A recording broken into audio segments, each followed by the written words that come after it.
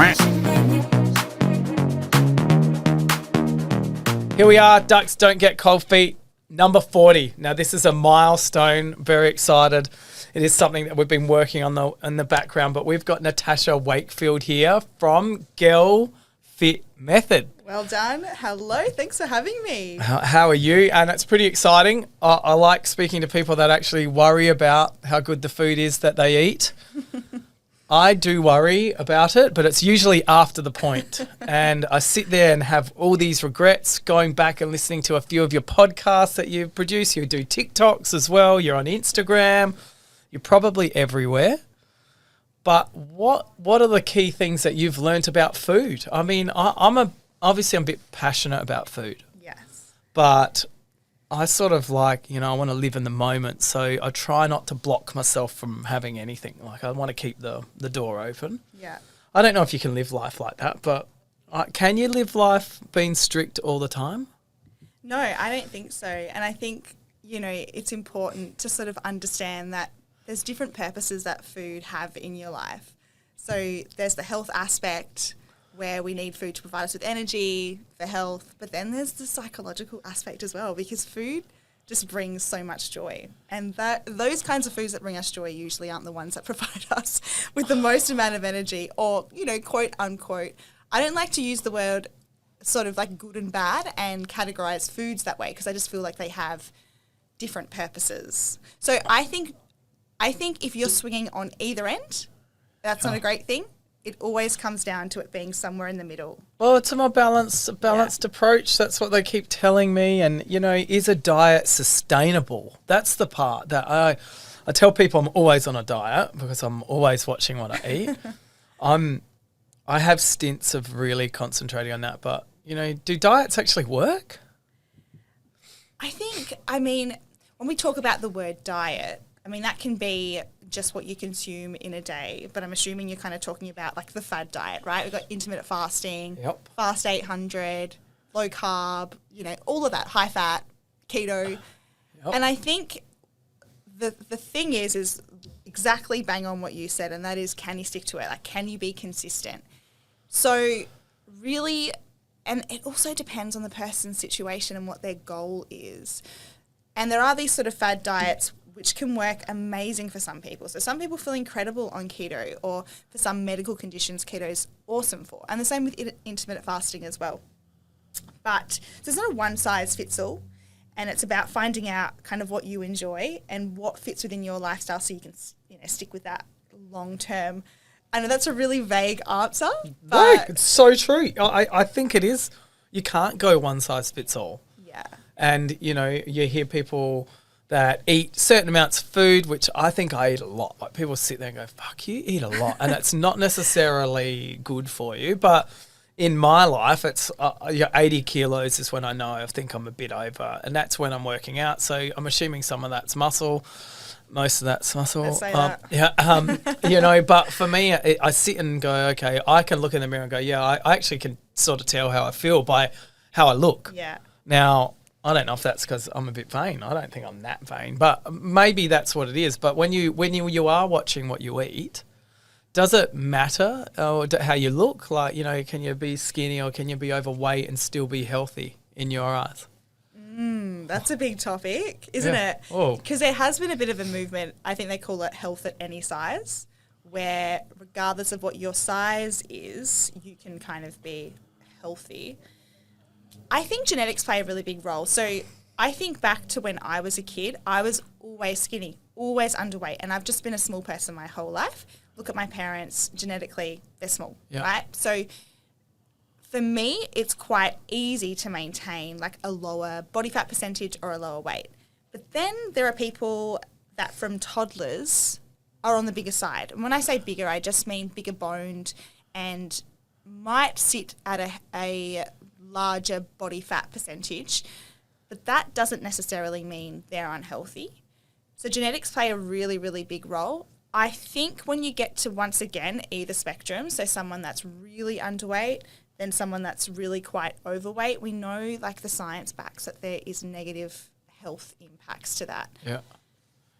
So what's important, I think, is to kind of look at what you can sustain quite easily with your lifestyle and your activity level while still kind of having that balance, right? Like, so including really healthy foods and being active, like living a healthy lifestyle, and your weight range is going to sit healthy. So you said 80 kilos for you, and you know, like, that's your sweet spot. Yep. So when you start to push above that, you're like, all right, better rein it in. Yeah, and that's exactly what happens. Yeah, and that's the case for most people. So a part of me sort of thinks that is slightly true, but I don't believe that at any size someone's healthy. And we have a big focus on the obesity epidemic and someone being really big, but I think it's the same for someone that's really underweight. Like, that's just as unhealthy as if you've got too much body fat on you. So yeah, it's going to be really dependent on that individual, their lifestyle, genetics, all that. So do you focus on women, or do you have guys as well? That's Girl Fit method. Yeah. So Okay. Well, hang on. I think that does open up a few things, but, you know, why is it that you're focusing on women? Yes. Okay, so it's even funny having this conversation with you because where you're coming from is completely different to when I speak to a girl about diet. So for you, you're like, you know what, I enjoy food, and then if I start to put on a little bit of weight, I just rein it in. And that just seems quite logical and easy for you. Yeah. Where for women, that's a lot more complicated, and I'm generalizing here. But usually girls are much more focused, and this is, once again, I'm just generalizing here, but women tend to be more focused on their appearance, more focused on weight loss and the way that their body looks. So for me, and what we do is we have a focus on that because it's such a huge issue for women. But the majority of that really actually rests in their mindset and the way that they view food, and then the way that they view themselves as well. Where men, I mean, it does happen with men, but I'd say the majority of men don't necessarily think like that. So if someone was to check out Girl Fit Method, what actually, let's say I'm identifying as a girl, how would I approach you? Sure. So do you mean to work with us, or how we could potentially help you? Help me. Yeah, sure. All right. So we look at things really holistically. So there's diet and nutrition, which we need to look at. Then there's the exercise component, how active you are, and then there's the mindset. I can give somebody the most perfect meal plan, say follow this, you'll get to your goals within 6 months. I'll give them the most perfect training program, follow this, get to your goals in 6 months. If it was really that easy, then I don't think there'd be any kind of obesity epidemic or health epidemic, right? A lot of that comes down to implementation and the way someone's able to be consistent with that in the long term. So without the mindset element, we you really make me giggle. I'm not supposed to be tapping. Yeah, sorry. I'm giggling. I use my hands too much. You can use it's your hands Greek like this. Yeah, sorry. I'm sorry. Sorry. I won't be tapping. So without those three elements really in conjunction with each other, it's hard to progress. So we get a girl come to us. Honestly, I would say like 98% of women have some kind of unhealthy relationship with food. Yep. And they try and mask that and fix that with different diets, and it then reflects back on their self-confidence, and they don't end up getting anywhere. So until we really fix the foundation, which is their mindset, they're really not going to be able to get anywhere. Yeah, and I can see that. And I've got a house full of estrogen. I'm pretty sure my dog's gay as well. So it really does. I see it. My girls are young, like 8 and 9, and I hear them say some things, and I'm like, what? Like, Dad, do I look fat in this? And like that's I'm talking about a 9-year-old kid, and I sit there horrified. Where'd you get that from? Where are you hearing that from? And they're the things that strike me as a major issue moving forward. And I blame social media for this, with everyone trying to look perfect all the time, where it's not true. Like, I can't believe people can't see this. Like, whatever you're seeing on social media is the best of something that's happened in that person's life. It's there, and people are looking at that as that's what I've got to be all the time. And if you're trying to make a living from this, I sort of get it. And we had Tildes on the podcast, and she has to follow that routine everywhere. Like when she leaves the house to go get, fill up her car for petrol, she has to do that. And I'm like, is that is that healthy? I look at with my young girls and I sit there trying to be happy with yourself, because most people in life never find happiness. And most of them actually, go through want, but actually aren't present at the moment. And for me, I see it, even my wife, she's like a beautiful woman, got everything going for her. And she still, what do you think, what do I look like in this and that? And I don't know why she asked me, because it's like, these shoes or those shoes? Oh, those ones. And she wears the other ones. I'm like, what? Just the opposite of whatever I say, babe, black. All right, I'll go the white. Like, I can see it affects women a lot more. And I'm not, that's not general. I think it's in a lot of cases. And I think it is the same with guys as well. I don't think the guys are hiding behind rocks here. I think they are probably more conscious of it, and the younger guys are probably even more conscious of it. Like, good looking guys like Matt here, he's always asking me, how do I look in this and whatnot. So that perception, so how do you work on that? So what techniques do you, it's pretty obvious. Exercise more, eat less, you'll lose weight, right? It's not rocket science, but there's always something that is causing a barrier on that. Is there or not? Is there not? Yeah. I'm just going to backtrack and talk about what you spoke about, like with your daughters and your wife. And I think the issue is that from forever growing up as a girl, you're told your value is based on what you look like. And the more you fit into, I guess, like the what's perceived as attractive at that point in society, means you're more valuable. So, and you're getting fed that all the time. And so even as a young girl, like, so sad to hear that your daughters have said that, because that shouldn't even be a thought in their mind, their children. 100%. But it is what it is. So, like, how do we stop that? And I don't think we can stop it. I think as parents, you play a really pivotal role in trying to instill, I guess, the values into your child, or getting them to think about why you love them and what makes them unique, which has got nothing actually to do with the way that they look, has everything to do with their character and their talents and what they really provide to society. So kind of trying to drill that in. But when, society's voice is like so loud, that's really, really difficult. That's that part of it. Eating less, the exercising more, it's, if it was that easy, we wouldn't have an issue with obesity. So yes, that sort of works, but it also sort of doesn't work. And what we find a lot is women come to us and they've had a history of yo-yo dieting. And by yo-yo dieting, I'm just really referencing people that have tried different diets, on the bandwagon, off the bandwagon, and it's just this vicious cycle. They don't get anywhere. And that, to some degree, does impact somebody's health. And, we probably hear the term, like, I have a slow metabolism and I can't lose weight. And there's no such thing as a slow metabolism. But what our metabolism essentially does is it adapts. So it really learns to live off what we give it. So if we're eating a certain amount of food for a period of time, your metabolism and your body will learn, okay, JP, you eat 4 meals a day, right? So I'm going to learn to maintain that 80 kilos on those 4 meals a day. As you start to eat more and you start to bump up over 80, that's because you're eating more than what you're used to, right? So the body then goes, oh, we've got all of this extra energy, we're going to store that as body fat. Now the issue is if you've come from this restrictive background with food and you've been not eating a whole heap because you're trying to diet all the time, then what happens is your body then becomes, your metabolism adapts to eating that amount of food, which is hard. So if you're a female, right, and you think, okay, I'm going to try intermittent fasting. I cut out breakfast, I'm going to have a small lunch and a dinner, which is actually really common for a lot of women. They start to lose weight. Awesome, cool.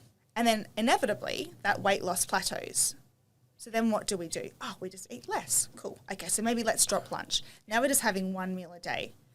But in saying that, we're feeling pretty hungry. But we know that if we start to eat more, we're going to start to gain weight again. And what's happening there is the body's just adapting. It's just learning to live off those calories and maintain your weight. So when we look at losing weight and keeping it off long term, there is a strategy that needs to be put in place, and you need to have a bit of a plan. And you just can't, it's not always, I suppose what I'm getting here is it's not always just eat less, exercise more, which can seem really confusing. It can seem really confusing. Well, it sounds it sounds simple, but like you're saying, it's clearly not. And I think for myself, I'm the opposite of that, right? So I've actually been missing breakfast, haven't noticed it, to be honest. But I snack a lot, not all healthy snacks, but it's consistently putting something in my mouth. When I'm away, I'm terrible. But I sit there and go, okay, can I do that? Yep. And I do. I go, yeah, I feel all right. I've looked good in my eyes. So I'm prepared to eat more. And I run that gauntlet where I might have McDonald's a bit more or something like that, because I'm sitting there going, I'm in the sweet spot. So I've got room to move. And for me it works. But what is I've got another bloke that's just was working for us, about to leave, but he eats for 2 hour window every day. So he used to be my best lunch buddy, and then he failed by not eating, and then he now eats between 6 and 8, and that's it. But when he eats, he gorges it, and he can eat, man, like a lot. And I'm like, that works for him. He thinks for him it works, and he's been doing it for quite a long time. So when we went away just recently, he was actually eating during the cycle, and it was so easy for him to turn that off again and not eat for a whole day and then eat at 6 to 8. It was very interesting to watch, because for him that works, and like you're saying, it doesn't work for everyone. What do you think of intermittent fasting? Yeah, intermittent fasting is interesting because there are health benefits to it, but a lot of those studies have been done on men. So women and men have different hormonal profiles, right? So there are different reactions the body has when a female fasts to when a male fasts, which can be not the greatest for women. I think intermittent fasting is good if, like you were saying with your friend, they are able to, if it works for them, right? Yeah. The issue I have with intermittent fasting is when women try it, in particular women, as a way to lose weight. So they just decrease the amount of time that they have to eat during the day, because this is what inevitably happens every single time, is they stick to it. So they go, all right, can't eat before 2 p.m. And they're usually thinking of food that whole time because they're really hungry. Gets to 2 p.m., then they eat, then they continue to eat because they're so hungry. That's me. Yeah, okay. And then you end up actually probably eating more than if you had just spread your meals out over a 24-hour period. That's me. Yeah. So it doesn't work for you. Exec meeting Monday, so I won't have breakfast. I'll do a workout in the morning, probably a VR workout on the Monday, and then don't eat. And then at exec, we get hot chips, sandwiches, and now Villy's pies, pasties, and sausage rolls. And I'm like, all right, just have some. Then I end up having like 10 pies. They're only little ones. And a heap of chips, heaps of sauce. And I think, fuck, I've just eaten what I would have had for breakfast if I hadn't not eaten for that morning. So for me, fuck it. I'm not down for it. So I've stopped. I actually try not to, but if I do have some cashews or something before that, I find if I eat something before I have the lunch, I won't eat as much. And when stuff's in front of me, like this, it's a nightmare because I just want to eat. It's a nice spread. Yeah, it is. We've even got smiley fruits here. Yeah. That's what a treat. It's only missing tomato sauce. It's only missing tomato sauce, but that's another point. But I can see, for me, I gorge. But if I'm somewhere and I only have that whatever I order, I'll only eat that. Yeah. So it's a bit of knowing your surroundings or your situation. What are the two biggest differences between fasting for males and females? Yeah, so for women, it can sort of cause a bit of stress for the body. So we know cortisol is a stress hormone that's released. And for men, I guess they're not as hormonally sensitive through those kinds of things. So what we can find is that without going into like too much detail, women have estrogen, progesterone, and when we are leaving really, really, really long gaps between food, that basically can sometimes not be the best for those hormones. And so women can end up having issues digestive issues, hormonal issues, things like that. Now, like, once again, it's so individual. I just wouldn't advocate it for most women, but if it does work for you, then go for it. And you feel really great on it, then that's awesome. But I've actually never met, and we've worked with so many women from everywhere, that intermittent fasting hasn't had a negative outcome for them, and it's usually to do with the fact that it makes them think more about food and then they overeat. Like, that is what happens to pretty much every single one of the clients that we've worked with. So we just go, you know what, don't do it. So could someone say that the guys are maybe a bit tougher in regards to the regime? I'd just say men are simpler. Okay. I wouldn't say tougher, I'd say simple. And it is. I mean, even the way that men think about most things, it's quite logical. Where for women, we tend to overthink things. And, you know, there are also men that have not the greatest relationships with food as well, right? So we rely on food for comfort, for numbing pain, and men do that too. But I would say overwhelmingly, that's more so women. And men tend to just be able to go, all right, I ate too much today, I'm not going to eat as much tomorrow. It's as easy as that. Women will overeat, and the next day they'll go, oh my goodness, I can't believe I've done that, I'm going to gain weight. Really try to restrict, then think about food, and then overeat, and that's that yo-yo dieting cycle. That's me. Oh, it's you. No, as the male, I can eat too much and go, oh, I'm not eating tomorrow. I'm not eating tomorrow morning, or I'll miss because of how much I've eaten for dinner. Yeah. That is 100%. But I also wonder if the men, going back to what we were talking about with your daughters, where there's like such a focus on the physical appearance with girls, that because, and it is more like recently with men, there has been more of a focus on the way that you look and getting like buff, you know, gym boys. Yep. Building muscle and all of that. But still, overwhelmingly, there's more of a focus on women's appearance. That's what messes with girls more. So, like, if they have to maintain a certain look, then if they don't maintain that certain look, that's, like, the worst thing that could happen. But for men, maybe not so much. I agree. I think it's far harder to be a female in regards to how you always have to look good, but you don't, right? You actually don't always have to look good. And that's the way I think. Like, I really don't care how I look. I've got a couple of things in my wardrobe that I think look cool and I really enjoy wearing them. But if I wear the same thing to 10 events, I really don't give a shit. But women... Not my wife anyway. I understand there's a lot more pressure, and they think that everyone's watching what they're wearing and stuff like that. Where I think, I don't know, maybe I've got to an age where I really don't give a shit what someone thinks of my t-shirt or my jacket. But I can understand how it's a problem, and seeing and hearing what the girls talk about in this day and age, and that's without, and we give them, you know, they don't have phones and stuff yet. But no, I'm assuming it can only get worse. Yeah.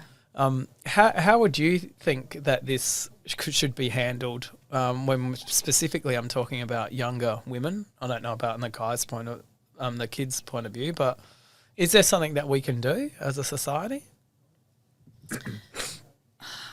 Well, you know, I think that Instagram or TikTok had banned certain filters, I thought, for a period of time, or airbrushing. There was something like that. I think those are great moves, but I think ultimately, like, society is moving in that direction, and we have to kind of take responsibility, I think, for what we allow ourselves to see and what we feed our mind. For example, like, I'm on Instagram as a creator and not a consumer, which is awesome. I'm hardly ever scrolling. I'm just there for work.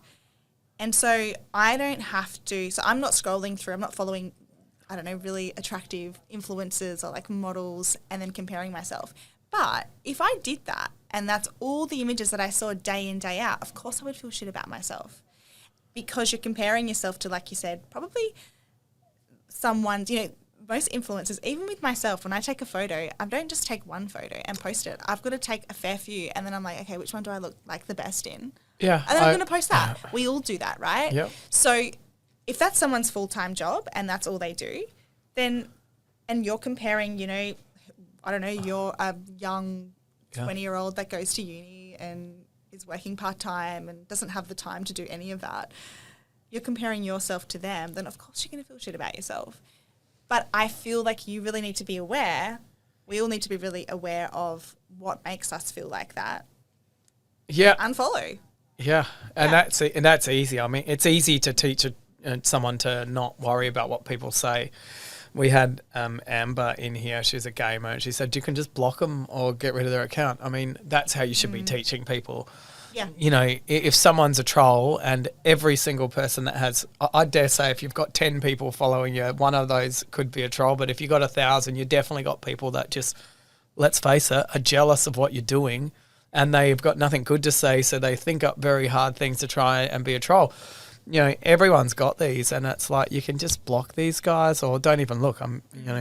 It's hard to say moving forward with younger kids. I mean, what things can we put in place? I think it was Instagram that banned a plastic surgery filter. Oh, is that what it was? So you know, I could have, I don't know, could have made my nose better. I got no idea. I'm the worst at playing with. Change your face. There's one on TikTok at the moment that is unreal. Like it's so extreme. Like you look like a completely different person. And I always think like if you're using those filters all the time on social media, when you meet people in real life, aren't they're going to click on and be like, hold on, you look completely different to what you look like on Instagram. And then there's that pressure, you know, like trying to put up this facade of what you look like when in reality you actually don't look like that either. Yeah, and there's nothing more distressing when you meet someone and you're like, fuck, is that you? Catfished. Yeah, it's like, you know, Matt's shown me plenty of, when he was single, which he might not be now, shown me plenty of his dates that weren't quite what they cracked up to be, were they, Matt? That's correct. Snapchat filters. Snapchat filters. Yes. But Instagram's announced it'll be removing all AR, augmented reality filters. Which right. Yeah, so they're going to actually remove those, which I find that almost hard to believe because you look at TikTok, which I've deleted, which is a pain in the ass to tell you. TikTok's fun. I love TikTok. Time waster, but it's funny. It's not something that can be viewed during the day for me, so I got rid of it, and not to mention a few other things, but I did get rid of it. What is your number one platform that you use? I'd say as in for my business. Yeah. Instagram. I also have a podcast as well. What's your podcast called? The Girl Fit Method podcast. Yep. That we get a really good amount of downloads on. Most people find me through the podcast, so they find me through Instagram. My following on Instagram and TikTok are pretty much the same. Yeah. So it's funny, being in the fitness industry, it was always really important for me when I started my business that I never wanted to make any of my followers feel bad about themselves. I wanted it to be a space where they kind of felt empowered to be who they are and really lean into being the individual that they are instead of kind of really taking advantage of their insecurities. Yep. It's a bit hard to do. Yeah, it is. I mean, because we just compare. But I've always tried to make it about them more so than about me, which in my industry, it's really, really easy to sell someone based on the way that you look and making them feel really highlighting their insecurities. It's super easy. It's easy to make money that way. But is it ethical? Not really. Well, you're not an ugly person. Thank you. So that, you know, do you think that sets you aside straight away, or, you know, would you be taking diet advice of someone that was heavily overweight? That's a good question. I think you've got to be stupid to say that looks and your appearance don't make any difference in whether you're successful in particular on a social media platform. Yeah, I 100% agree. I think people say it, but really don't. You know, they're saying it to be politically correct, maybe. I'm not sure. No, we all love hot people. We all like to look at people that we find attractive. We all do. It is what it is. Like Margot Robbie. Gorgeous. In the Barbie movie, I saw a clip. She looks great. I know. She's next level, really. Yeah. Yeah. Back to reality. Oh, sorry. Yeah, sorry. Sorry, what were we talking about? But it is true. Like, and I think that's cool. Like, that's fine. For me, I don't think I'm an ugly person, but I definitely don't focus on that as like the way that I draw people in. I really educational. I really just want to empower other people. I think I've got like a good personality and I'm smart and I'm good at what I do. So it's all good to bring someone in based on looks, but then after that, you got to keep them there. And how do you keep them engaged? Yeah. Yeah, it's like a long marriage, right? You can't just think that's going to be good looks for the whole life because by the time you get old, like over.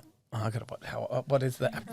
What number do I now say? Like by the time you get old, like maybe over 70 or something, it's got to be more than looks. Yeah. And I think that's what you're saying now. How did you get into health? Like fitness? How did you get into it? Did you at school thinking, oh, I want to do this? Were you born in Adelaide? How did you get started? Yeah, so I was born in Adelaide. Grew up here. I was a tomboy. I've got 3 brothers and I was just always out with them, skateboarding, running around, playing soccer. Didn't really never thought about going to the gym as I got older. Hated PE in high school, just wasn't interested in any of that. Ended up getting into community services and worked in youth work, did all of that, but then found a real passion for fitness. I started running and I realised I just loved running. I was one of those weirdos that would get the runner's high. And I kind of overdid it and ended up injuring myself. Yep. Injuring my foot and not being able to run. What, like an Achilles or? Tendon. Yep. And then I got shin splints. And then I was like, okay, well, maybe I should try something new. And at that point, I didn't have the greatest relationship with my body or with exercise either.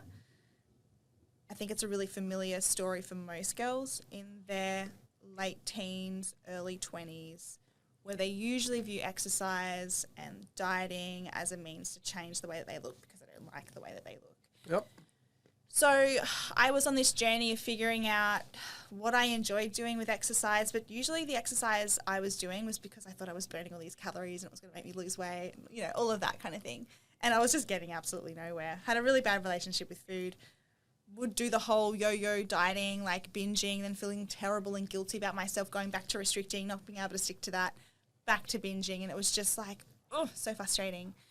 And I ended up hiring a PT and a coach who helped me with nutrition, talked to me about what I actually needed to achieve my goals, and then got me in the gym lifting weights. And I loved it. And I actually saw changes in my body, things started to change. And I was like, oh, wow. This kind of works, and I'm not having to starve myself and diet on really low calories in order to achieve the goal that I'm wanting to. It felt easy.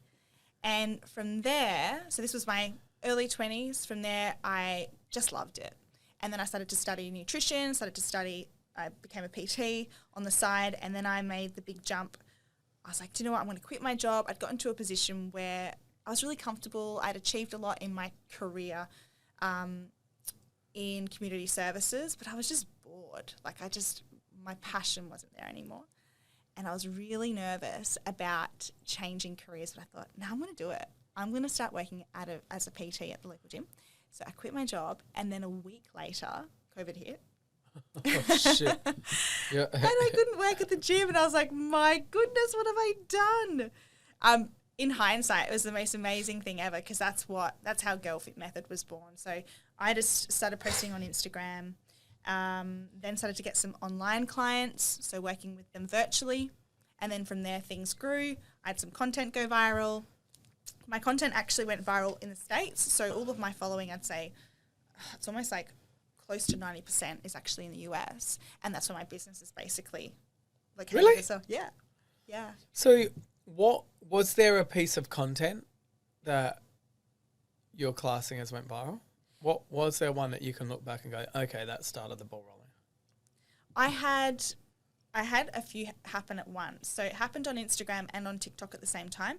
Both were to do with having a slow metabolism. And that obviously really resonated with people.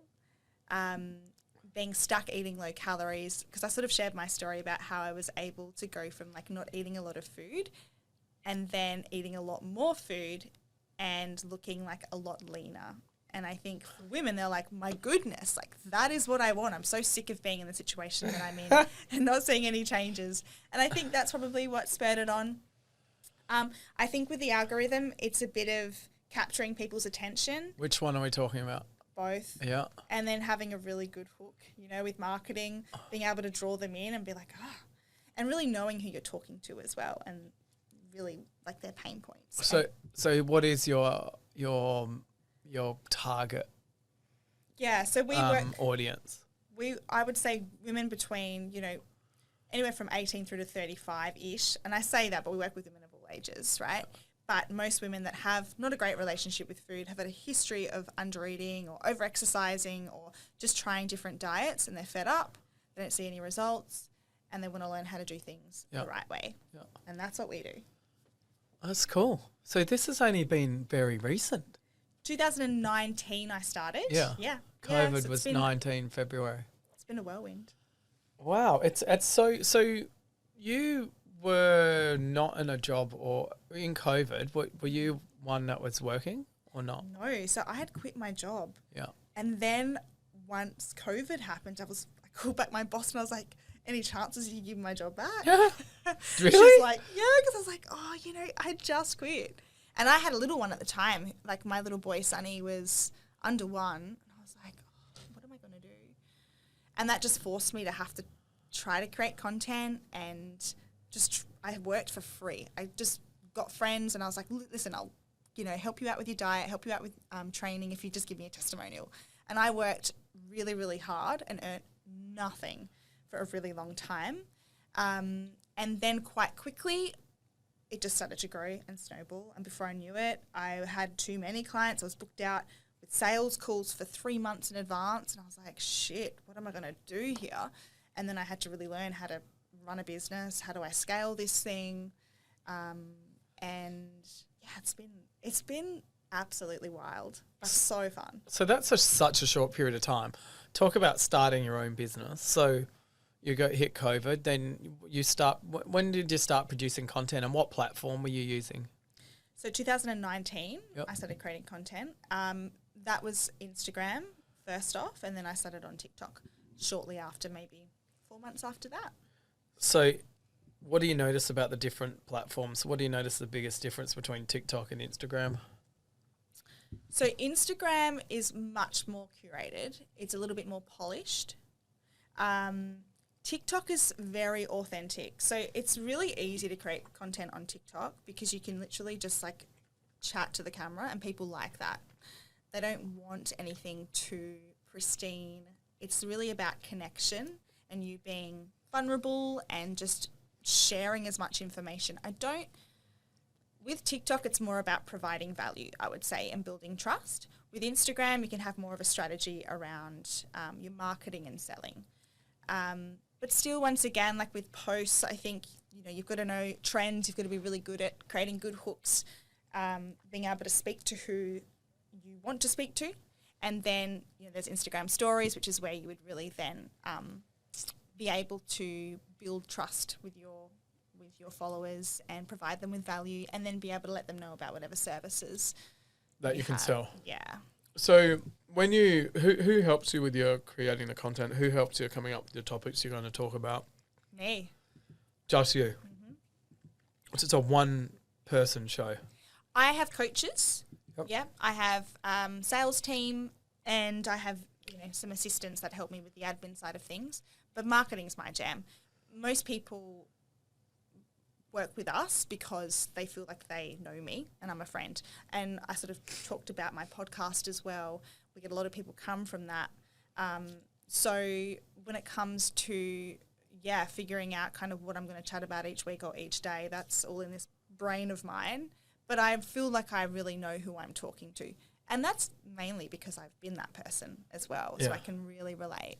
Yeah. Yeah, that's amazing. So when you started getting calls, at what point did you sit there and go, oh, hang on, I'm onto something here? Was it one of those times you're sitting there, watching TV. I don't know if you have time for that, but you're doing something, you sit and go, shit, I'm onto something here.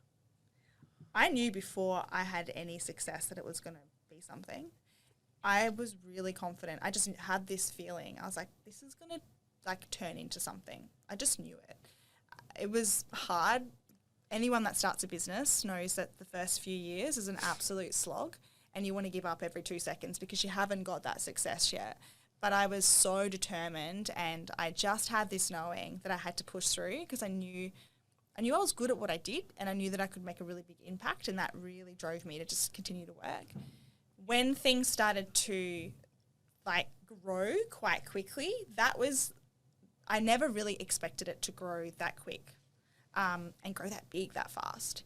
So that was like, wow. But that was also really cool because it made me think. I never thought what I've achieved so far would be possible. So in the position that I'm in now, I think, well, I've got to set my goals huge, because if I could achieve what I've achieved, not thinking I could, what can I achieve in the future? Really, opportunities endless. So when were you at school, you from the sounds of it, you weren't thinking of this at school? Nah. Did you go to uni, or how did you learn about health and nutrition? Yeah, so I studied nutrition. I originally went to uni and was doing a degree in teaching and in health sciences, but I didn't finish that because I was like, I don't want to be a teacher. I couldn't think of anything worse. Like, what am I doing here? And I felt a little bit, I've always wanted to help people. So working in youth work, we worked with disadvantaged young people, and I've just always had a passion with connecting with people and seeing the potential in others, in particular people that don't feel that they have any potential in themselves, or maybe people that feel like they're on the outer. I think we all have something to bring, and we all have value in who we are individually, and I want people to feel that and be able to live their best life and completely own that. And then, so I started to study as I was working in community services, with the intention of wanting to move over to do my own thing. But that was pretty overwhelming. I mean, I had never thought of running my own business. I had no idea at all, like how to start a business. I knew nothing. So it was such a huge learning curve. I was really thankful that I met some great people who were awesome mentors to me, which just taught me so much stuff. And I was up like every night, YouTube, just learning. And I love it now. I love business, love it. So, that's great. It's so good to hear people just doing it. So were you one of these people that did a plan and then said, I'm going to do this? Or you're one of those people that did it and then, oh, shit, I need to figure out how I can. Yeah, that's you? Option B, I just go for it. I get an idea in my head. And I think, there's obviously a place for planning, but I think most of us, if we wait until the right time or when we feel like we're ready, we never do anything. Yeah. I hear that all the time. Like, I have people that say, oh, I'm thinking of doing now, and I'm like, just do it. And they're like, well, say you got to do a business plan. I said, just do it. If you feel that that's the right thing to do, just do it. And my advice to people is just do it.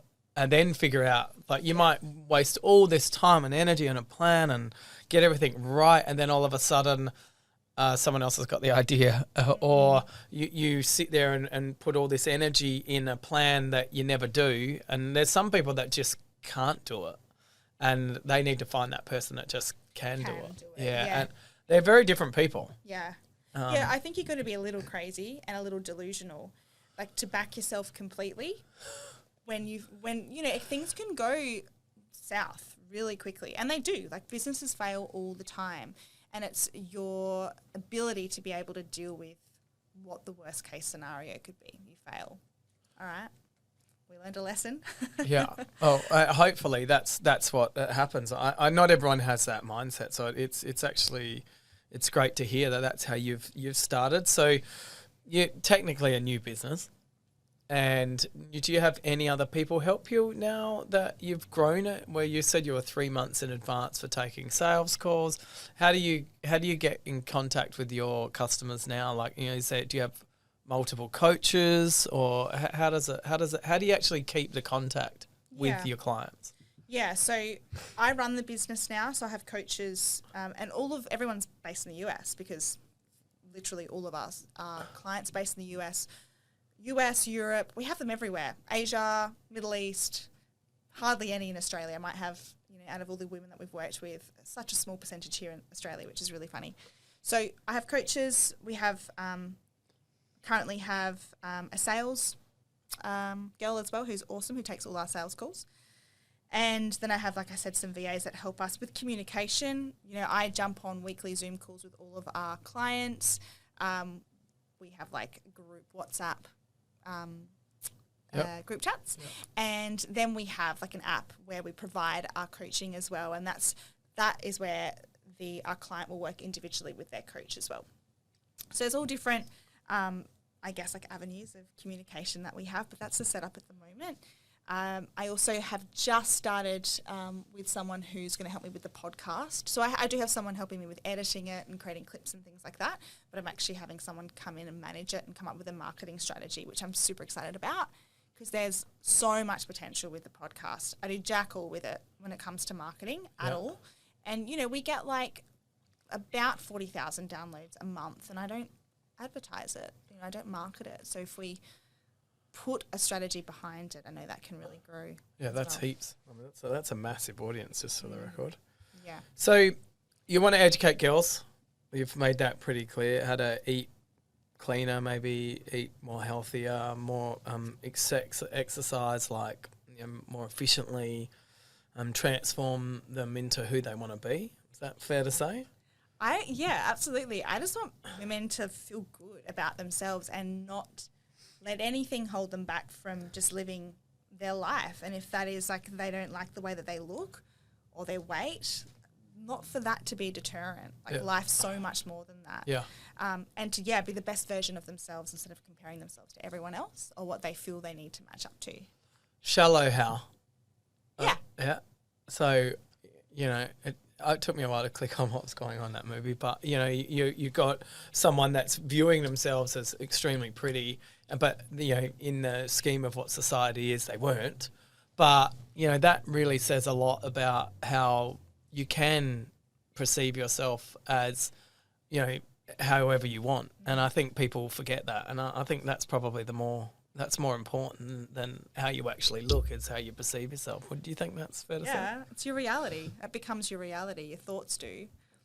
You can be completely delusional. Anyone can be completely delusional and believe something of themselves, and that's the life that they live. So I 100% agree. So, I have this conversation that if you do anything, if you did anything to change what you were doing, the eating habits would outweigh the exercise habits when you are trying to lose weight. So I have a theory. I've got no idea if this is a right or wrong, but I think that you can exercise as much as you want. Yeah. But if you don't eat the right fuel to burn that, I don't think it makes much of a difference. You might be a bit clearer in your head because of the endorphins and how you go. But if you don't exercise but change and eat extremely clean, I think that rapidly changes everything in your body. Yeah.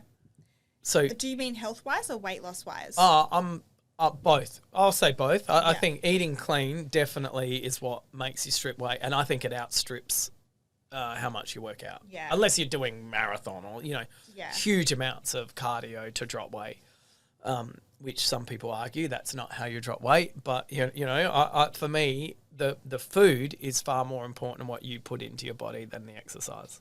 Would that be fair to say? Yeah, I would say you're almost bang on. I have one critique. Yeah, go. I think absolutely with weight loss, like nutrition is key. You can never work out, but if you got your nutrition in check, you'll lose weight. Yeah. Exercise actually doesn't burn that many calories.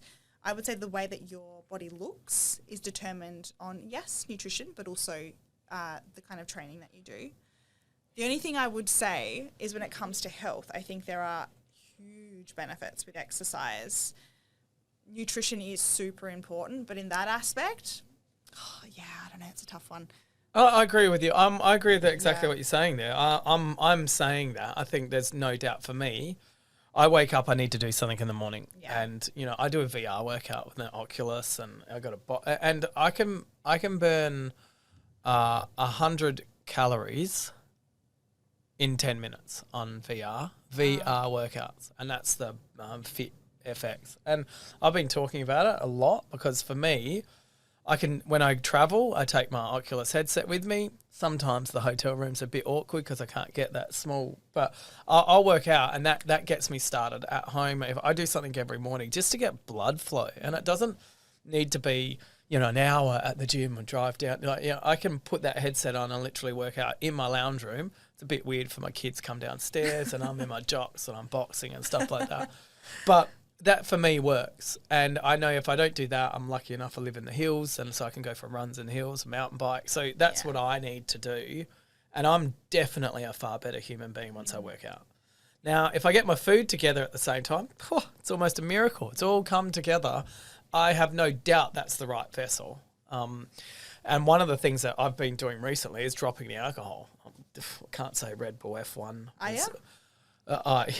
Dropping. I would normally drink because I go to events all the time. Yeah. Like it's you go to an event, you have a glass of wine, and then that's two. And it adds up. Yeah. So then I went, okay, am I going to do special occasions? And trust me, I can create a special occasion very easy, like podcast today. But, I'm not talking about one drink. I'm talking about when you have 5 or 6 or 10 drinks. Like, alcohol is a hard one. Well, it's a tough one for me because I thought, I'll just stop it. And when I stop it, people go, are you all right? What's John Paul? You what's wrong? And then you sit and go, fuck, I sound like an alcoholic. I'm not drinking. I don't drink when I go home. And I'm sitting there going, fuck, here I am trying to defend my own self. Yeah. And I'm like, nah. So one thing I did notice is, first of all, I've dropped weight instantly. And the second of all, I actually found it quite easy to say no at a function. It's really, you just get some annoying mates that sit there and go, well, why aren't you drinking? And it's like, oh, fuck. And, I'm pretty strong in the mind, so I don't need someone else to tell me what to do. And I thought, that was easy. And then I thought, okay, I'll just stem it. Like normally every lunch, I might have a glass of wine or something. So now I've stemmed that out. And for me, that's worked. How much does alcohol play a role on your body? Yeah, well, alcohol's liquid calories, so you can drop weight quite easily by really taking out alcohol out of your diet because, except for, shout out to South Ave. No, South Ave, it's only 90 low calorie, 90, great 90. drink, crisp apple, my favourite flavour. Talking about drinking alcohol, I never used to drink alcohol. And then I had kids. No. True, right? No, I'm just do you know what it's been is it's just being single and going out and just hanging out with girlfriends that you just drink and you have a great time. Yeah. And I would only drink probably 3 to 4 times a year, and I have well exceeded that this year. But made some great memories, so you know what, it's worth it. But I think, with alcohol, it is something that it is calories, but also it's poison. Like the body, it's toxic. So the body wants to secrete it. It's not good for you. Like it isn't good for you, unfortunately. And a lot of people do have an issue with it. And like you were saying, if you're drinking it on a daily basis, well, then you've got to think about, all right, what's my goal here? Why am I drinking it? Number one, I think that's really important to understand. Do you rely on it? And I think a lot of us rely on alcohol for reasons which we probably shouldn't. Social anxiety, or it's the only way that we can relax and calm down. Yeah. Yep. And then also, okay, can we find balance with that again? I'm not anti not drinking alcohol. I just think it's really important to be aware as to why you're drinking it and then how much you're drinking it, because it isn't great for your body, but like anything in moderation, it's not the worst thing on the planet. I have balance. I know that's a really annoying answer, but I just think you got to have balance because it's also a social thing. It's 100%. It is far, I think alcohol is a social pressure. Yeah. What about drugs? Now, and I think to an extent everyone's taking drugs. Whether you're on antidepressants, whether you take Panadol, whether you take cocaine, whatever it is, I think somewhere along the lines someone is on drugs. And I think it's funny that people on antidepressants can sit, oh, no, I'm not on any drugs. Well, you fucking are. Yeah. And that can affect your hormones, and it definitely for women, and I'm going to go as far to say I reckon more than 50% of the population is probably on antidepressants. And I totally made that number up. Can someone fact check that? Right. But out of the people I know, it's more than that. Probably more, yeah, for sure. And one of the side effects, I'm told, is putting on weight. Yeah. Now, I didn't realise that. That's in the end, people do whatever they do, but something that changes how you feel or your makeup cannot be good. That's what I think. I think my best version of me is the 100% natural JP. And, you do drink, you do this, you might take drugs. Like you sit there and you have these moments or memories that you go, okay, yeah, was that worth it or was it not? But when you're talking about something that you have to take for the rest of your life, that to me is, only big farmers winning that. And sometimes, unfortunately, people can't have things. 1 in 7 Australian adults are on antidepressants daily. So, it is a big number when you look at it. I wonder if that's including anti-anxiety medication as well. Probably not. I bet you it's not, but I'm just hearing that more and more in this day and age. How do you think you can cope? Are there other ways to cope with that? I mean, I sit on the board for Oz Medican, which is a medical grade cannabis board, and we're trying to get a TGA approved sleep product. Yeah. And I've seen these guys are all scientists and all very, very clever people, but I've watched what they're developing, and it's very amazing stuff. And you can now get prescribed CBD oil, without the THC, which is that's what gets people high, or some people.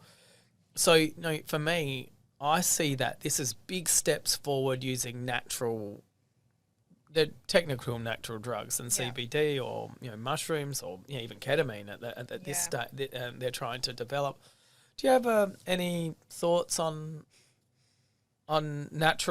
naturally occurring drugs that they're legal in some places around the world, not in Australia yet, but you assume they would be. My stance is that the Australian government's, cigarettes are dying and they're going to need something else to tax because they make so much money from cigarettes.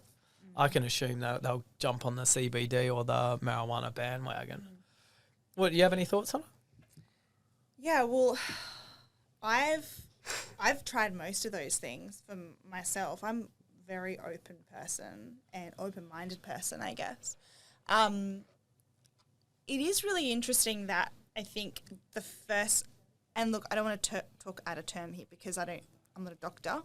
But I think okay. I'm just I'm just clarifying. If you're taking my advice on over a doctor, then there's a problem. Go to Chat GPT and give you some good advice. But just before you jump into that answer, 4.5 million people in Australia are on mental health related prescriptions. Wow. What's the population? That's 17% of the population. Yeah. Crazy. That's fucking high. It's huge. So, just think about that thought. Now go back to where you're at. Sorry, you're open-minded about. I'm very open-minded about natural things. 100%.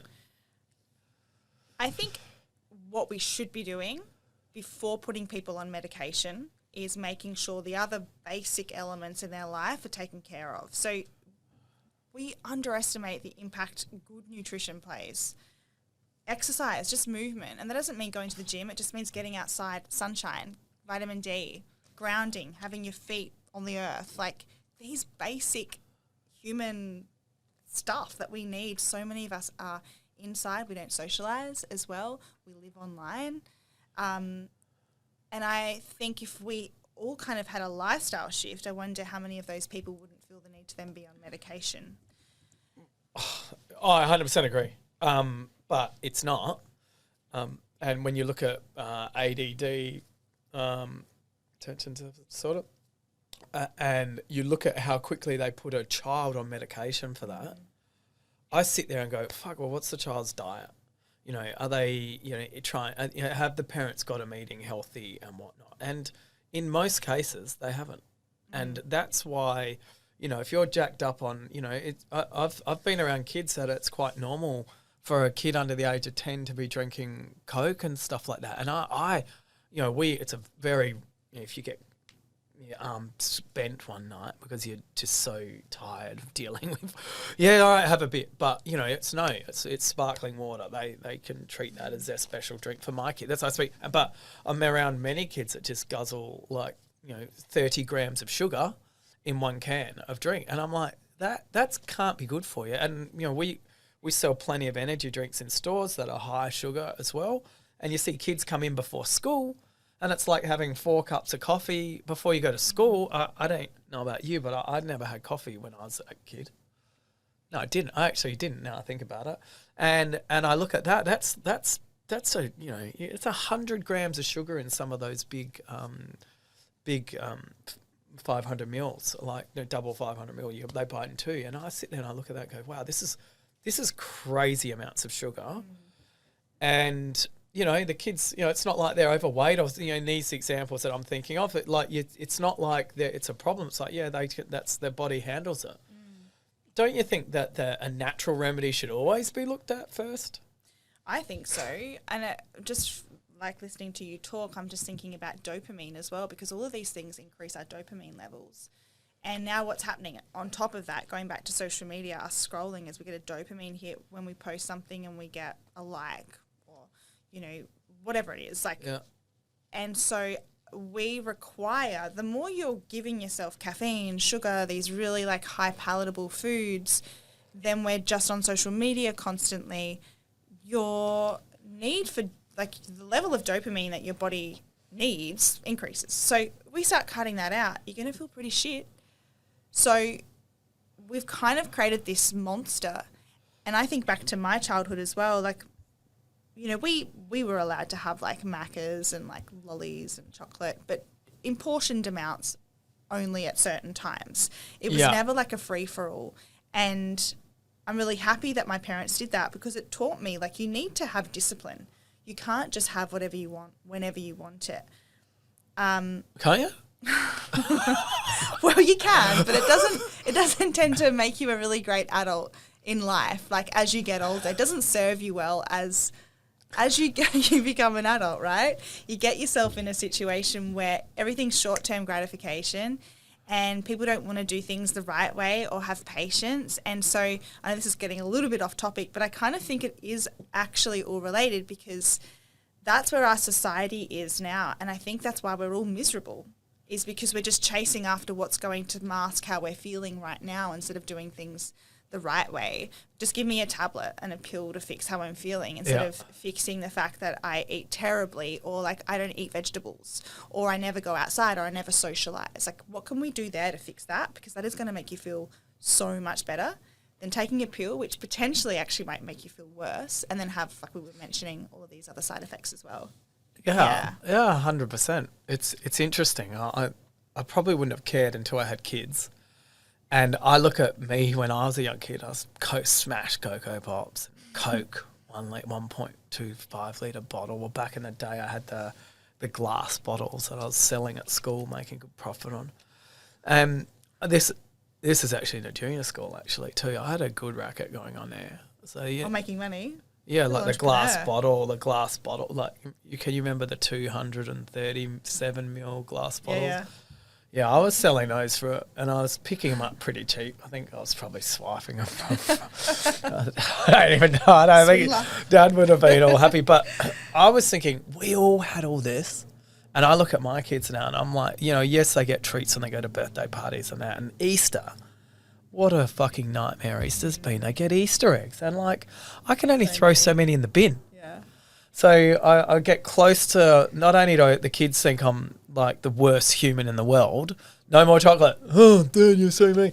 My wife even goes, what are you doing, babe? So I cop it from both ends at home.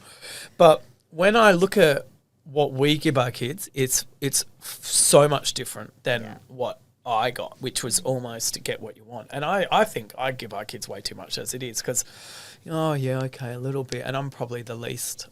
I'm strict in a way, but they're not, depending on how they've been reacting. Yeah. So for me, I look at it and go, how can we change the way? Okay, we try to give them the right practices. Because one of the things we do with our kids, eat, got to eat, got to eat, got to eat, got to eat, got to eat. And I said to Nat, I said, think about it.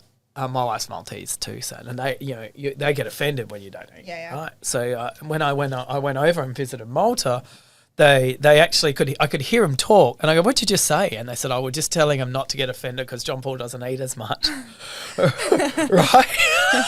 So I was like, "No shit, what's the thing?" And they go, "Yeah, everyone notices because by the time you get to the second household, they've noticed you don't eat as much." And I'm like, "Yeah." And so they were giving him a he doesn't eat as much, so don't be offended. It's like, fuck, really? So with us, we force down our throat to eat. What message after 10 years does that tell the kid when they can fend for himself? Well, I've got to eat. And I started playing around. Okay, if you don't want to eat, fine, just no junk food. So you don't want to eat, fine, no junk food. So we've just been playing with that a little bit because you need to teach your child to make the right decision. Yeah. People know I'm a bit of a sucker for good steam bun cheeseburger from McDonald's. I love a cheese. Oh yeah, who isn't a sucker for a cheeseburger? Yeah, steam bun cheeseburger. Steam bun. Yeah. So they steam the buns like a fillet of fish, so they're big puffy buns. Yeah. You have to request it. Yeah, request. It's not on the app too, so you actually Well. Yeah, it's a thing. And if you really go, just add an extra tomato sauce as well. But that there, it's 300 calories as well. Not that I'm looking, but when I sit there and tell the kids, this is a sometimes food. I think it's pretty simple to go, you can have your always food, which is much, green and, vegetables you want, no numbers, no preservatives. That's pretty much a good key like that. And potentially anything that's been grown, you could say that. Then you have a sometimes food, which is pretty obvious as an adult, but as a child, maybe not so.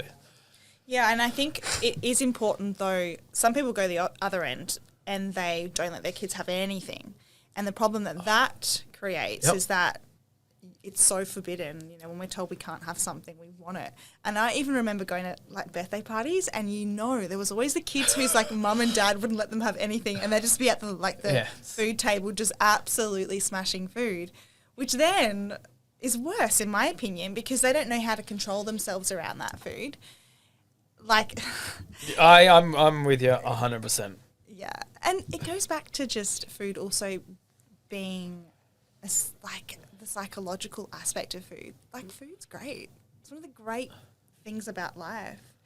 And we want to be able to enjoy it. And there are foods that don't provide us with any, like, great health benefits. But, like, psychologically, it's like a party in the mouth, We really, really enjoy it. And there's nothing wrong with that. But there just needs to be that balance. Yeah, food's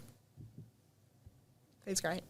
Oh, so many moments you actually have with food, and you can actually trace back to when you had it, and it's like it is something very special. Hence, why it's so exciting to be in the food game. Is that we may send out some oysters or some salmon or something that goes to someone's house, but it's the memories created once it's eaten, which we don't get to see as the supermarket. Yeah. We're sitting there and we someone's cooking up something special that they bought, a good cut of meat or a good cut of fish or something. So it is pretty exciting. I guess when you have some point of views on a scale weight versus your real weight, what's that mean? Scale weight, okay, so I think you're referring to scale weight versus, like, if someone's wanting to lose weight, how that's reflected on the scale. Yeah. As opposed to, so we talk about losing weight and losing fat. So when people refer to losing weight, they're really referring to losing fat. So we're made up of muscle and fat. And so you mentioned you thought that you'd put on some muscle. So you were talking about your scale weight, right? Yep. Let's just say that you decide, right, you're going to get real buff.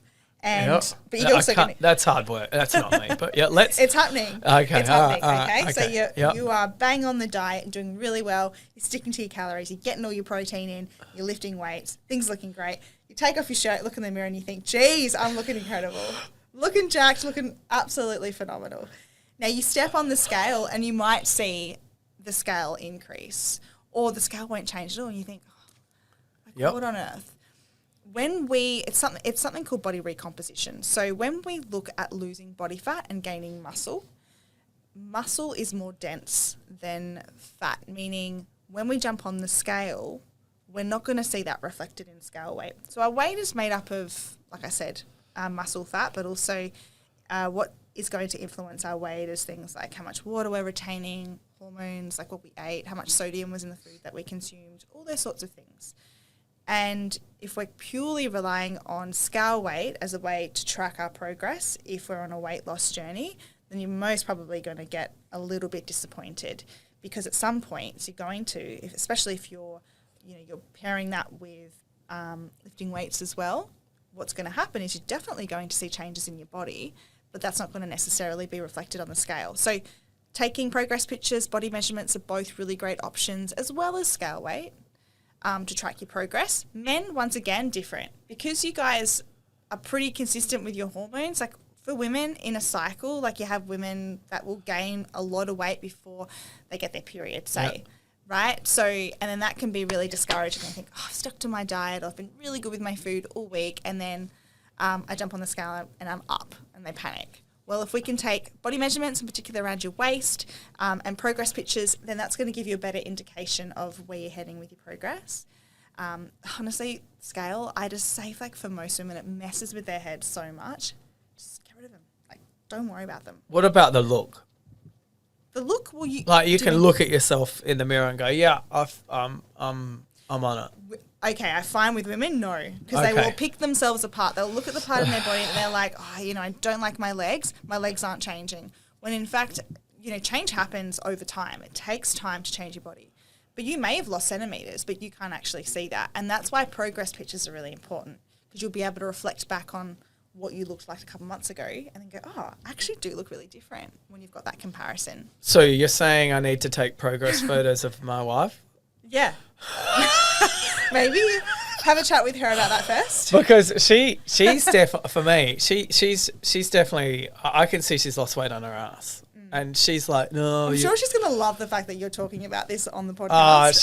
She doesn't listen, but I must admit she has been listening lately. So, but, and I can see that she has definitely lost weight there, but no. So I might say, look, babe, I'll start taking photos of it. Yeah, and you can probably see it. Yeah.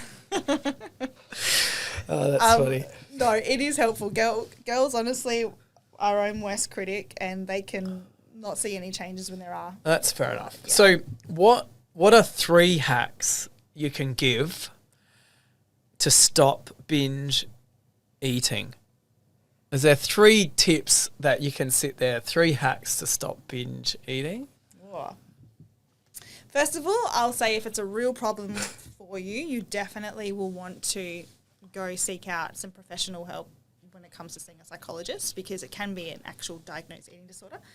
If you find you just tend to really restrict and then overeat, and you're in that sort of vicious cycle, first thing I would say is stop trying to really drop the amount of food that you're eating significantly and try and go on really low calories, or skip meals completely, because all that happens there is you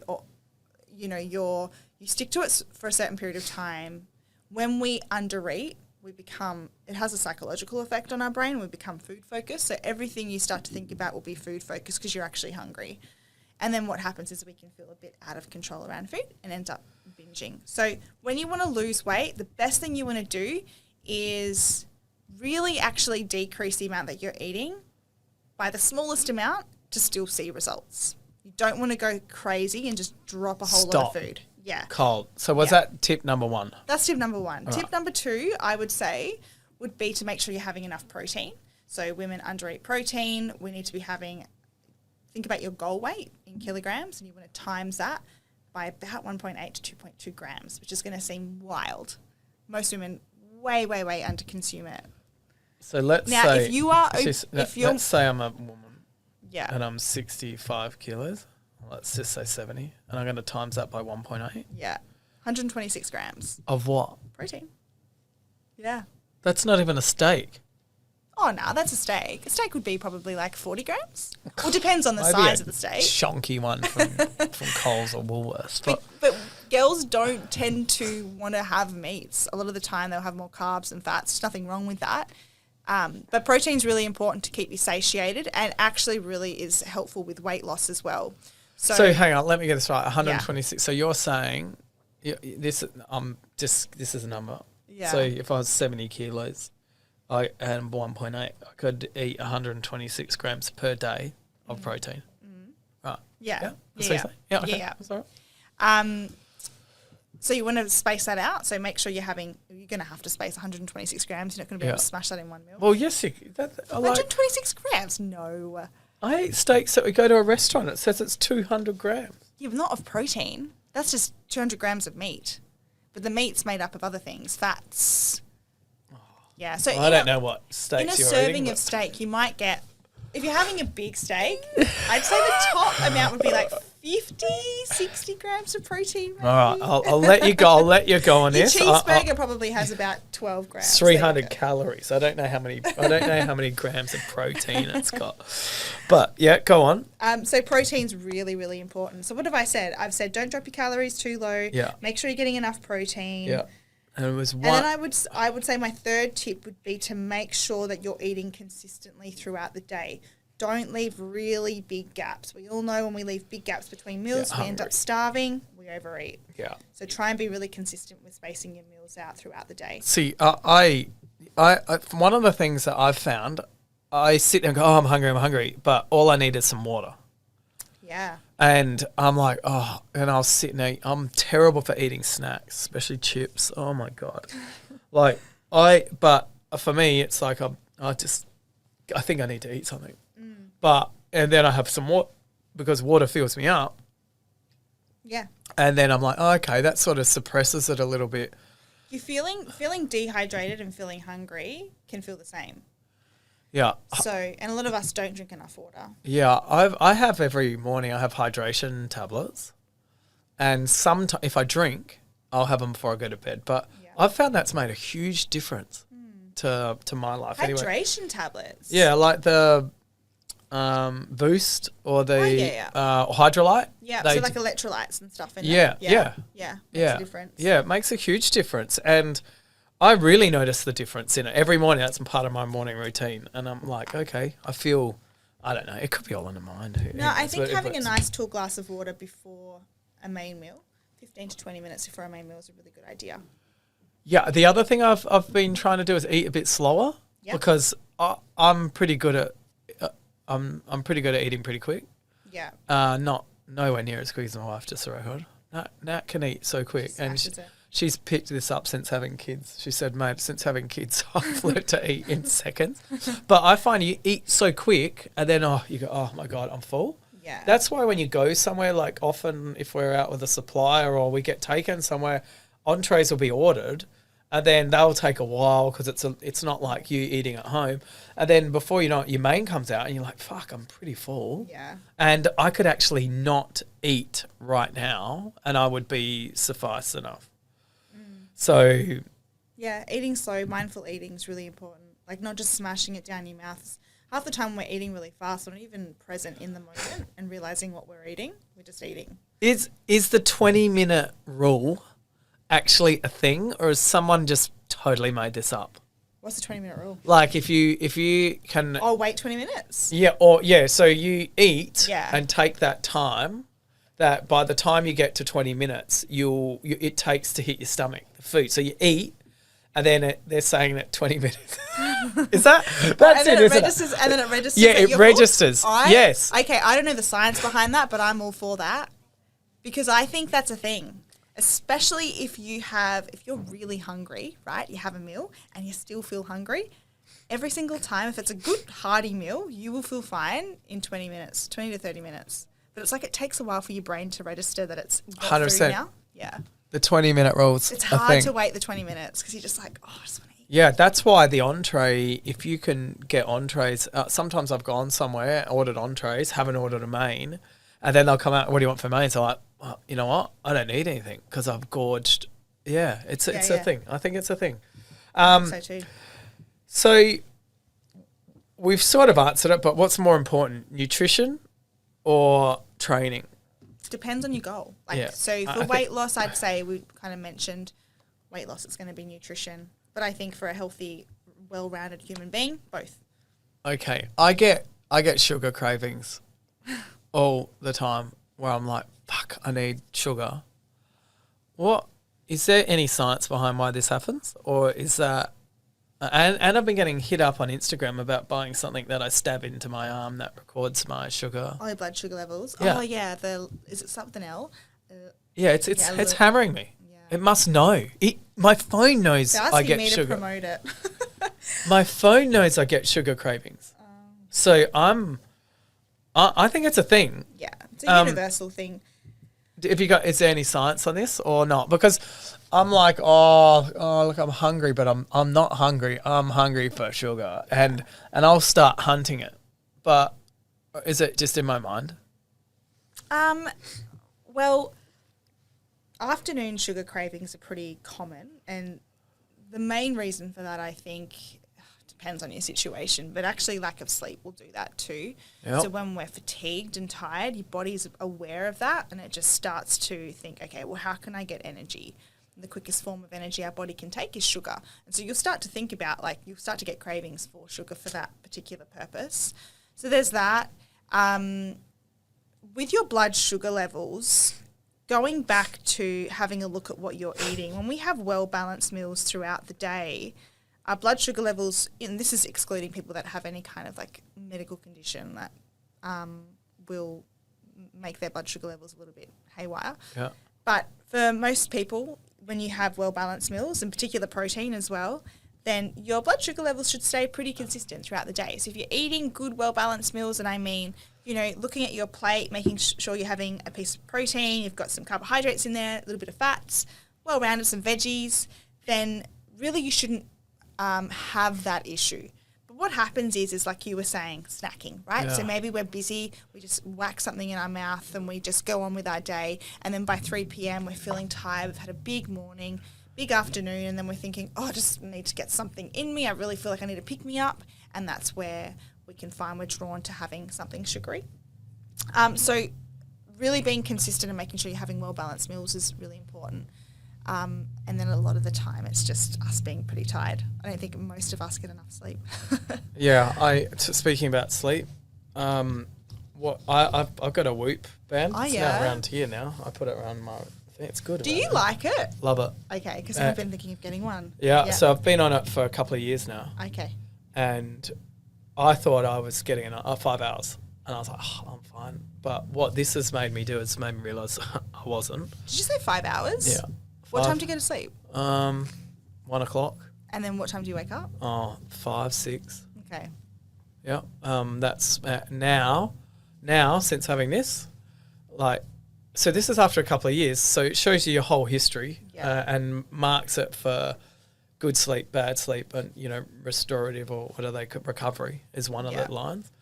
And I've now stretched it. I think I get about 7.75 or 7.7 or whatever. 7.7% of my hours is in bed. I was saying 7.7 or something like that.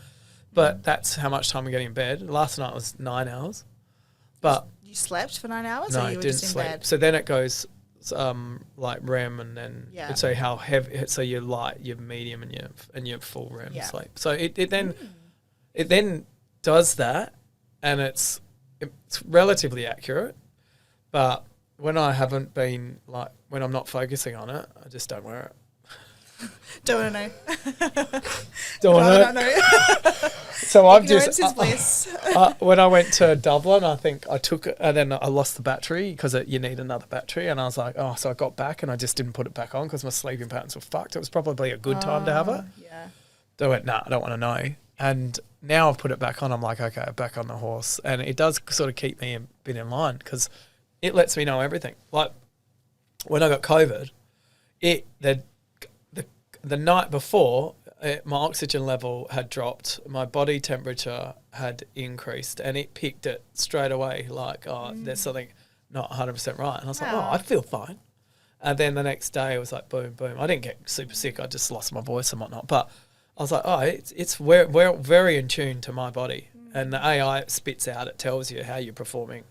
So I'm not sponsored by these guys at all, but I think I got a lot from it. Pitching it pretty well. They should be sponsoring you. Yeah, I got a lot from how I felt after I started getting 6 hours sleep, 6.5 hours sleep, and I knew I needed more sleep, but I wasn't getting it. But at the time, I thought, oh, that's plenty. I'm fucking cool. I can live off this. Where I feel so much better with sleep. More productive? 100% more productive, especially in the zone. For me, my production comes from when I'm running, to be honest. Like, that's when I'll probably smash out, oh, hang on, I've got this in my head, this in my head, this in my head, this in my head, before you start getting dragged down with dealing with everything else. And that, to me, is my zone, is when I don't do that, everything goes backwards. And that's what I talk about, the light workout in the morning to just start to that blood flow. So for me, I've really noticed it. So what are we talking about? Sleep. So how much sleep do you I think everyone's different, but for me, it's getting up to that 7 hours now. And good. So does it make you like get to bed earlier? Yeah, it gives me a message. It should be time to start winding down. And that one thing is the part that was the change, because I'd sit and watch another episode on Netflix, or I'd sit and watch something else, and then so it would tell me last night. So according to this, I had 38% of my sleep was light, 20% of my sleep was deep, 26% was REM sleep, and 20% was SYS, which is deep sleep. And I was awake 16% of that time, which that was predominantly in the morning when the kids were coming to have a chat because they're gone away. So that's what I had for that. And it maps out everything. Like, it's pretty full on. No one can see that. But that's definitely changed the way that I live. So that's like, what do you call that? Wearable? They call wearables? Yeah. Everyone get a Whoop. I think I'm really bad with sleep. But this is my excuse, is because my business is in the US. I work late in the evenings. Yeah. And early in the mornings, which doesn't really help when it comes to sleep. So what are you doing? Zoom calls and stuff like that? Just meetings, and I've got staff as well. We usually use a platform called Slack. Yeah. Yeah, that we communicate through. Zoom calls. And just everyone's alive at that time. As soon as I start to go to sleep, that's when I get all my questions. It's bad. Last night I was in bed very, very late. Yeah, so I haven't got you the history here because I stopped using it for a month or so. But it's pretty funny. The thing's actually treating me like a different human being. Like, it's actually not rewarding you. No, now? It's not. It's not. It's not rewarding. It's like basically saying "fuck you." Where have you been? Because I time in bed 7 hours. Okay. 11:52.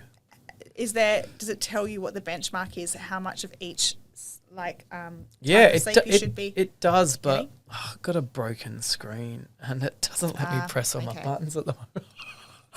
I sound so bad, but I'll show you because it does come up. But it sits there, and then you put in things to it, and it will sit there and go, okay, with the inputs you put in, having a sauna for you get 3% better sleep. And then it sits, because I have a UV sauna, and it says, like, if you have prescription medication, I get worse sleep, 10% worse sleep. Alcohol, 13% worse sleep.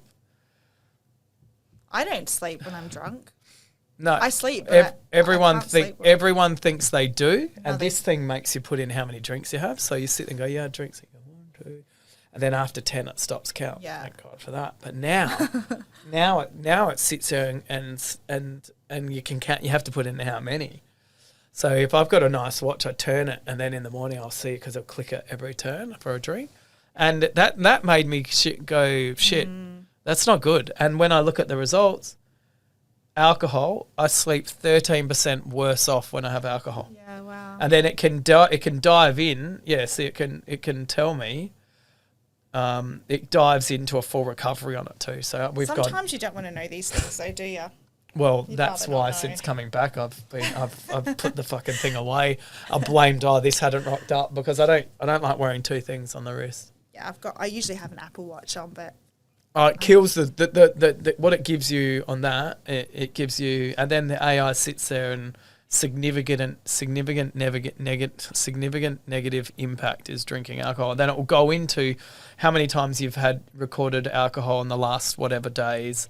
And then it tells you how worse off you get by having more or less. Yeah, it's definitely interesting. That was on sleep. So sleep's important? Very important.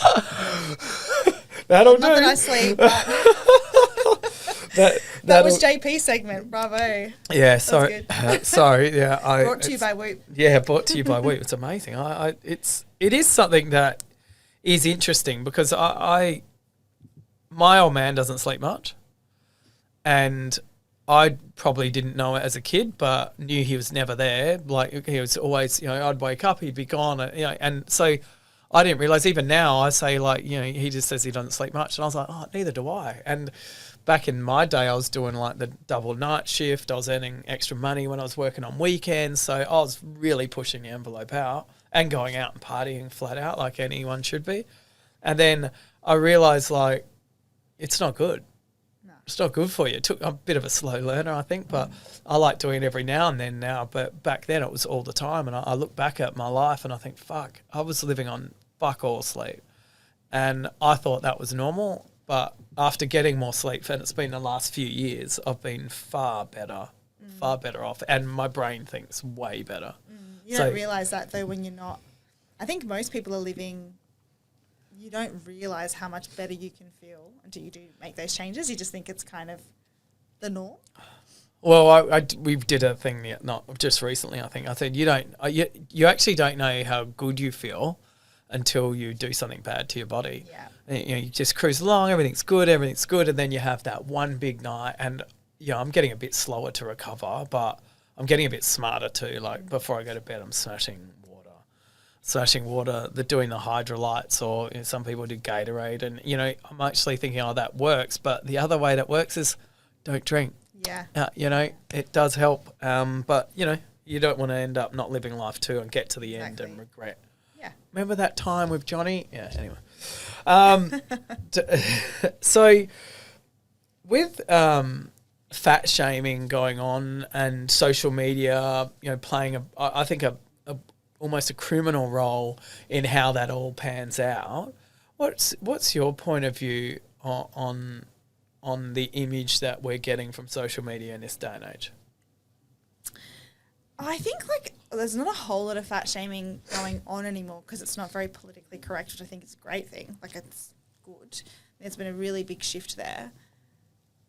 What I think is the main issue at the moment is like these unrealistic expectations, I guess, going back to what we're talking about with filters, but then also like plastic surgery and things not being natural, and you've got someone comparing themselves to somebody else that doesn't actually look like that naturally either, has had like a lot of work done.